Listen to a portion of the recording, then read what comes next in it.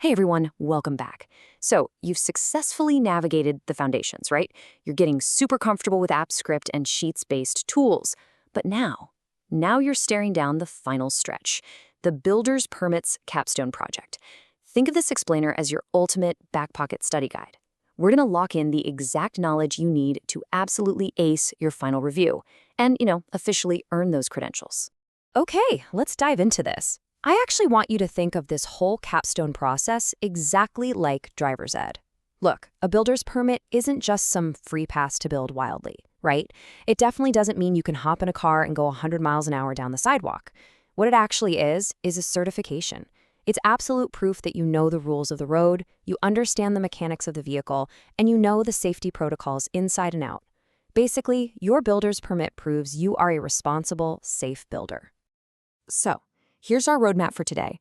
We'll start with earning your builder's permit, then demystify Git and GitHub, walk through the 4-step workflow, cover how to pass that capstone review, and finally look at unlocking your new AI assistant. All right, starting off with section 1, earning your builder's permit. Now, when you're finally ready to submit that capstone project, you don't just email a zipped folder of your code to the Department of AI and Innovative Solutions. No way. You're absolutely required to submit it through GitHub. And I want to be totally clear here. This isn't just some arbitrary hoop to jump through. GitHub is literally the industry standard for managing and reviewing code.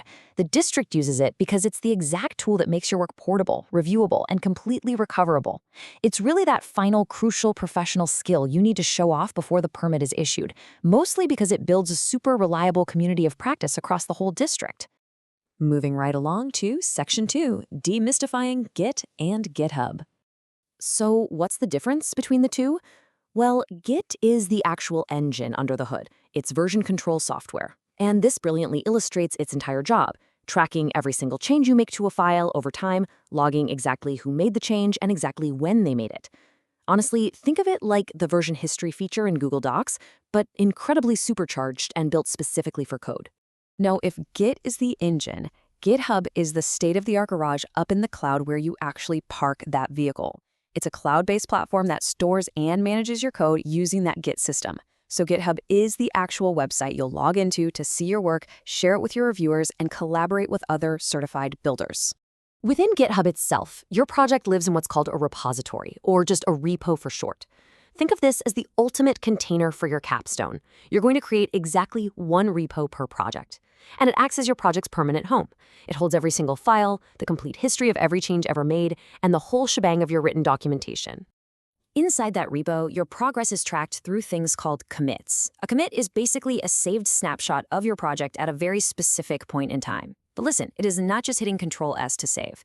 Every single time you make a meaningful change, like adding a new function, fixing a pesky bug, or refining a prompt, you commit that change along with a short, highly descriptive message.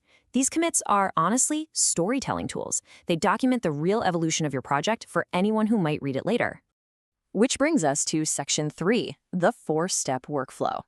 So the crucial point here is that your daily building process is going to rely on this repetitive 4-step loop. This is literally the core engine of your workflow. Step 1, you make your local edits, writing your app script code or updating documentation. Step 2, you stage those changes, basically telling the system exactly which updated files you want included in this specific update. Step 3, you commit those staged changes with that clear, descriptive message we just talked about.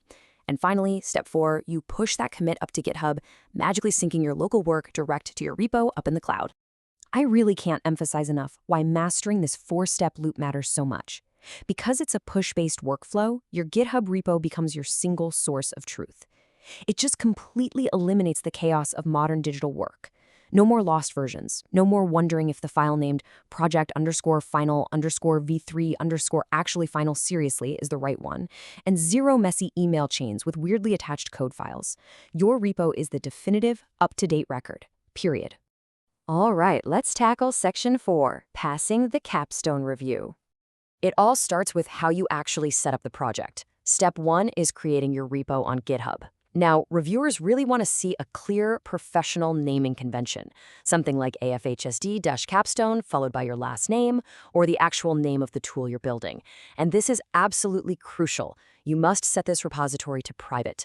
District-specific code and documentation should only be visible to you and the folks you explicitly invite to collaborate. No exceptions. Next up, the reviewers are going to check your repository inventory. A truly professional builder always anticipates what a reviewer needs, so your repo has to contain your exported app script code files, a really clear README file explaining the whole project, your full documentation package, and of course, your completed pre-deployment checklist. The golden rule here? A reviewer should literally never have to email you asking for a missing file. Everything should be perfectly organized right there in the repo. Now, what's really interesting about this slide is how reviewers look closely at your commit history. It immediately shows a difference between a pro builder and someone just trying to cut corners. A passing history, that shows a thoughtful, chronological sequence of commits. Messages like added user authentication function or fixed date parsing bug. It shows totally intentional development. But a failing history? Yeah, that's a project with just a single, massive commit at the very end titled something vague like final version.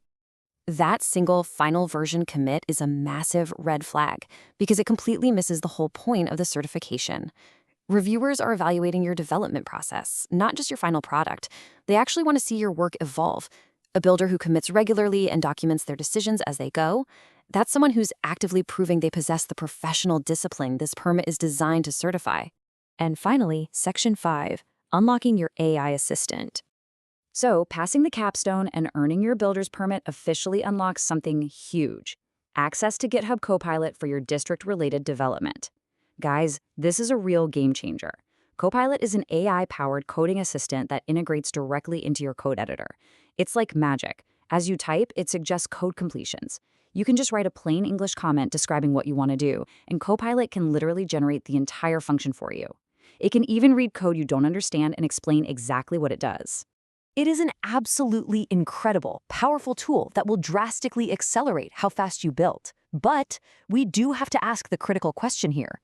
When AI is writing code this incredibly fast, who is actually ensuring it's responsible, secure, and accurate? Let's move to and see how this builds. Because the answer is you. Your human judgment is exactly what keeps AI safe for the district. Look, Copilot's suggestions are not always right, and they certainly aren't always secure right out of the box. You are still fully required to read every single line of generated code. You must aggressively apply that security review checklist from Module 1, and you have to constantly evaluate the AI's outputs against the CARE framework. Think of it this way. Copilot is the engine giving you speed, but your judgment, that's the steering wheel keeping the car on the road.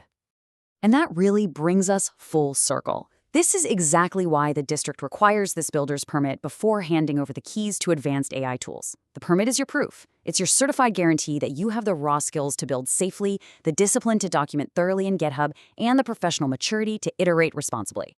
You know, you've put in some serious work through these modules. You've studied the mechanics of version control. You know exactly what the reviewers want to see in that commit history, and you know the rules of the road. So the only question left for you is, are you ready to fire up GitHub, push that very first commit, and absolutely ace your capstone review?